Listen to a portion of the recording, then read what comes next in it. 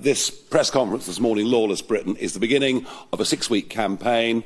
We will, over the course of the next few weeks, highlight individual areas, go into much more detail, and we'll also have one or two quite well-known people appearing on our stages, coming sort of out of obscurity, political obscurity, to support what we are trying to do.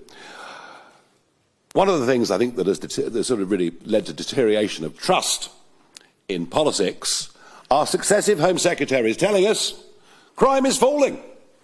You hear it every year, crime is falling, so please don't worry your poor little heads. Well, that's because the crime survey for England and Wales is based on completely false data. If you look at police recorded crime, which is what we've done for our research all through this, you can see that actually there are some significant rises in crimes of all kinds, particularly crimes against the person. We're actually facing, in many parts of our country, nothing short of societal collapse. If people are scared to go out of the shops, scared to let their kids out, that is a society that is degrading, and it's happening very, very rapidly. I'm astonished that there has been so little debate in Westminster amongst our political classes on this issue, because I'm sure they must, in their MPs' inboxes, get members of the public telling them just how grim things really are. Sarah mentioned the word respect. Respect for those in uniform has declined massively. The criminals don't particularly respect the police and can act in many cases with total impunity. Just as worrying, if not more so, is huge numbers of law-abiding, tax-paying Britons have also lost respect for the police, but in a different way. The idea, the concept that we're living in a system of two-tier policing and two-tier justice under two-tier care has really taken hold. You only have to look at the reluctance to prosecute those violent thugs in Manchester Airport who beat up those police officers. It took months and months and months for any prosecution to be brought, and I suspect the reason that it happened is because Reform said if they didn't, we would take out our own private prosecution. And yet, Lucy Connolly and others like that, and she received a 31-month prison sentence, albeit for saying something deeply intemperate and wrong, of that there's no question.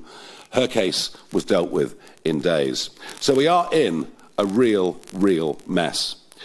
Just looking and thinking about London for today, London, 1 in 3 people at some point have been subject to phone theft. It's almost unbelievable. Almost unbelievable. The number's so big. Had a case in my family a few months ago. Somebody at Victoria Station, a relation of mine, punched, phone taken, but they had a tracker on the phone, so we could see exactly where the phone was going, and I assume it wasn't just one phone, there would have been a couple of hundred phones. We even gave the police the address of the house in southern Buckinghamshire where the phones had gone to. The police took no action whatsoever, and you can just walk down Oxford Street, Regent Street any day, and you can see the moped gangs running amok with hardly anybody ever being arrested. Shoplifting in London, and by the way, when I give you these figures, these are the reported figures. Bear in mind that most of us now don't even bother to report crime. We can't see the point. If it comes to theft from our properties, we worry what it might do to our insurance premiums, and most people don't report stuff because what is the point? But quite extraordinary that in London alone, shoplifting should be up by 150% since 2021. Muggings in London, up 26% just in the last 2 years. But I sense, again, many people, frankly, just too embarrassed to report the fact that they have been mugged. Taxi crime is another reason why people are leaving. John Friedrichsen, the shipping magnate, he's going, taking his millions with him, saying London are increasingly reluctant to come to London because they know what is likely to happen to them once they arrive. So it is a very, very serious problem. But there's a parallel from which I think we can draw great inspiration. I worked in the 1980s for a couple of Wall Street houses in my days in the commodity markets, and I remember if you left a restaurant in New York at 8, 9 o'clock at night, you made sure the taxi was there, waiting, the guy gave you a wave, so that you literally spent sort of 5 or 10 seconds leaving the venue. So bad was street crime in New York. And yet, 10 years later, you could wander about New York at 2 o'clock in the morning, being really unconcerned that anything would go wrong. And this, of course, was the inspirational mayor, Rudy Giuliani, who followed the broken windows theory, which is if you deal with crime, if you deal with graffiti, you deal with litter, you deal with things at the ground level, that helps stop crime going further up. And we're doing the opposite. You know, since 2014, you can shoplift up to £200 and, frankly, nothing is going to happen to you. Layla would not have been prosecuting them. Sarah would not have been hearing the cases. We just accepted that shoplifting is okay. Drugs being smoked openly on the streets, that apparently is just okay. So what we've done is we've raised the level of what we now deem to be acceptable behaviour. And of course what happens if you go lax on it?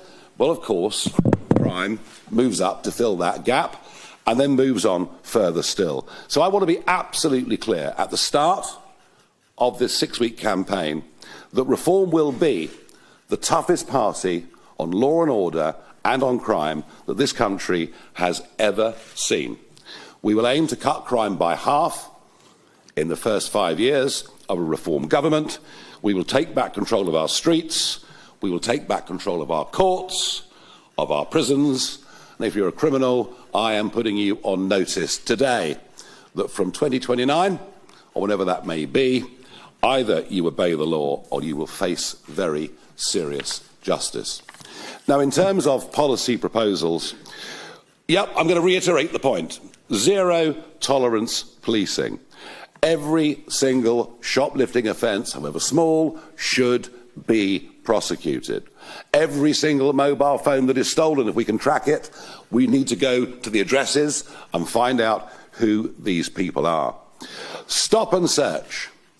Stop and search in areas where knife crime is prevalent will go on up until saturation point, until we drive knives off the street. And believe me, this is a policy that I know from my campaigning recently around the country, supported by people right across the political spectrum.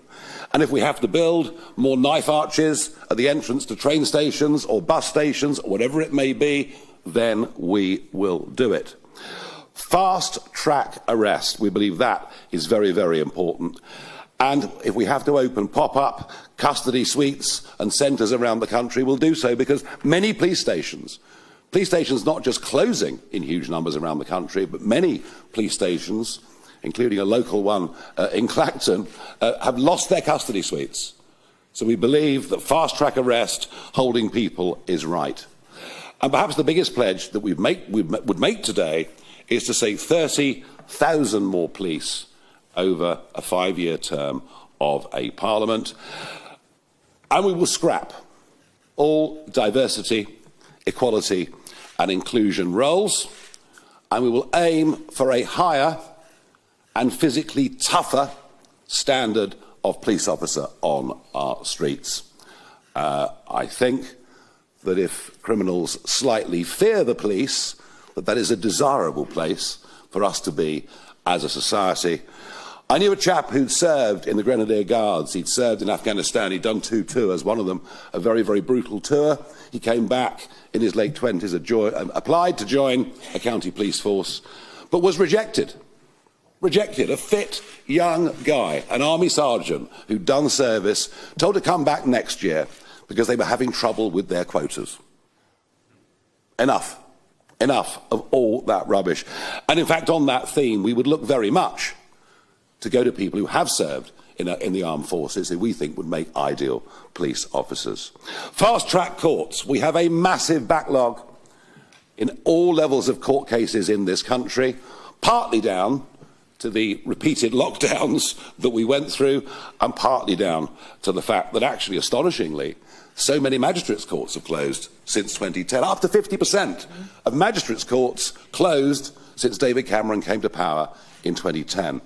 So we would aim to reopen those magistrates' courts, and we would reach out to former and retired magistrates and say to them, please, we want you to come back to this job. Help us in this national effort to catch up with the backlog and to start dishing out proper justice.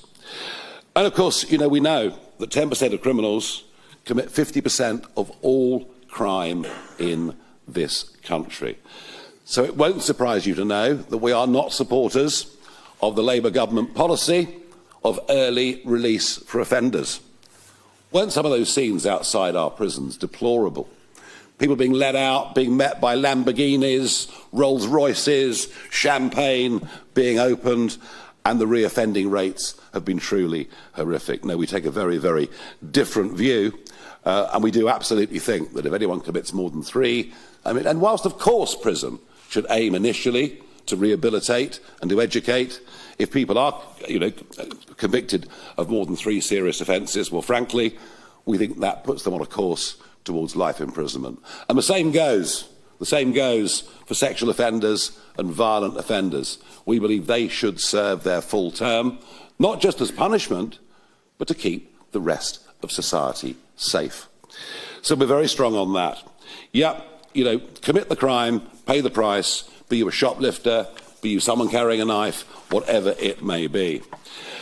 And we would look to free up tens of thousands, up to 30,000 prison places. We will build Nightingale prisons. You remember the Nightingale hospitals? Within 72 hours, hospitals were built, and we'll work with private contractors, but we'll want to use the logistical skills that exist in the army and our armed forces to make this happen. We can build up to 12,000 prison places, and we can do so actually in short order. And there are 10,400 foreign prisoners in our prisons, has been mentioned on this platform already. They will be deported back to their home countries. And I think I'm in conversation with Edi Rama from Albania, and I think he's rather agreed that he will take back all of the Albanian prisoners in this country, which is rather a good thing. And yes, we do think dynamic prison places overseas work. You've seen America doing it recently, but the Scandinavian countries are doing it too. Estonia is quite prepared to take prisoners from this country. And in fact, the Labour government has had those conversations already, but of course, nothing has come to fruition. Denmark sends off prisoners to Kosovo and places like that. It is quite astonishing that to keep a prisoner in a British prison costs nearly £52,000 a year. You could send a child to Eton for that price. So if we can send some of our worst violent criminals overseas to serve their terms, then yes. And if that means that Ian Huntley goes to El Salvador, well, our attitude is so be it. So we're serious about it. But we also think we can cut the costs of running prisons significantly. It seems that everything the British state does, because it's so highly bureaucratised, costs just so much more than everywhere else. France manages to run its prisoners for an average of £40,000 a year, not the £52,000 a year that it is here. To repeat, today is just the start of this Law and Order campaign, which will go on over the course of the next 6 weeks. I genuinely think that by standing up, by saying these things, we're striking a chord with the vast majority of the British public. There is nothing left-wing or right-wing about desperately wanting for our society, for our streets, to be a hell of a lot safer than they are today. And as with everything that we do, when we say it, we actually mean it. How about that? Thank you.